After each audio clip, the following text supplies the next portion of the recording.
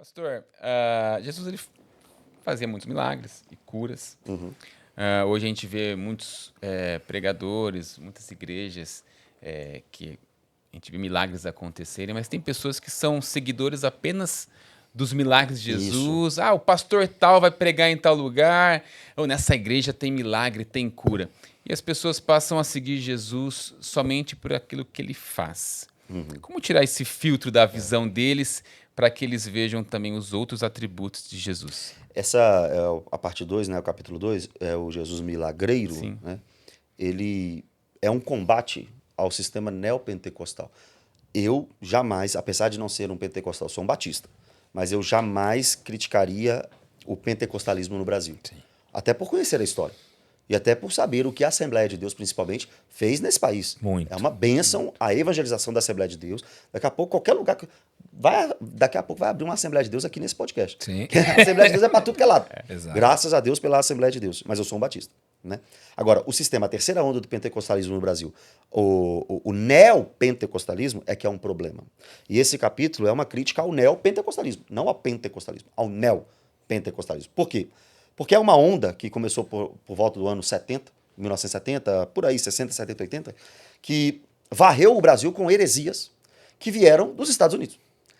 Tudo que é esgoto teológico dos Estados Unidos, o Brasil absorve. Eu nunca vi como isso é possível. E a terceira onda do pentecostalismo, junto com essas heresias dos Estados Unidos, fizeram uma lavagem cerebral nas pessoas. E aí nós temos várias pontas soltas na teologia por causa disso. Dentre elas, a questão das curas e dos milagres. Primeiro, sou um continuista. Nós conversamos sobre o dom de cura e tudo aquilo que Deus tem feito no mundo, e eu creio que Deus faz. Eu creio que Deus realiza. Eu creio que Deus dá dom de cura aos homens. Eu creio nisso firmemente. Eu não tenho esse dom, mas eu sei que tem gente que tem. Glória a Deus por isso. O outro lado da moeda é o exagero. É o exagero. Porque nesse capítulo, a ideia seria combater aqueles pensamentos neopentecostais de que todos serão curados em todo momento. Então, se você não foi curado, é porque você não teve fé. Se você não recebe a cura, é porque você não tem fé.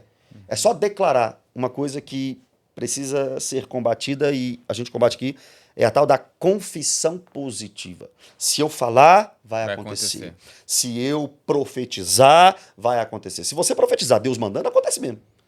Agora, se você profetizar na sua cabeça, irmão, Deus não tem nada com isso. Presta atenção. Nós hoje estamos tendo fé na fé.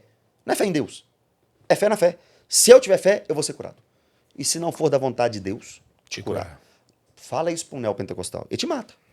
Porque Deus vai curar tudo. Parece que você está mandando em Deus. Chamar você de herege. Chama, claro. E eu chamo de herege também. Porque são.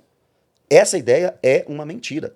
E no Jesus milagreiro, a gente, no capítulo, né, a gente tira esse filtro de Jesus milagreiro e mostra que as curas que Jesus fez, e ainda faz, mas no tempo dele, era para ratificar a mensagem. Ele está pregando como Messias.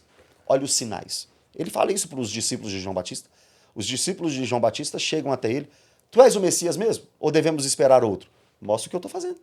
Porque eu sou o Messias, eu sou o cumprimento do Antigo Testamento. Eu sou o cumprimento de Isaías. Isaías 61, se eu não me engano, acho que é isso mesmo. E ele me ungiu para quebrar as cadeias e para pregar a libertação aos cativos. Eu estou cumprindo a mensagem. Só que o contraponto, o problema sempre são os extremos.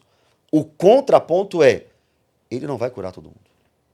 E não é porque não teve fé, é porque é o normal da vida. Jesus, ao longo das Escrituras, melhor dizendo, nós vemos pessoas que não foram curadas. Timóteo, Paulo disse, toma um pouco de vinho. Sim. Por causa das suas frequentes enfermidades no estômago. Paulo deixou o Trófimo doente em Mileto. A Bíblia também mostra que, por causa de uma enfermidade física, Paulo pregou pela primeira vez na Galácia. A Escritura mostra que Eliseu morreu doente. Então, eu fico pensando nessa ideia de que Jesus vai curar o tempo todo, você tem que ter fé. Se você não for curado, o problema está em você, é a falta de fé. Como é que essas pessoas vivem? Porque eu vou chegar aos 90 anos, aí eu vou ter uma doença.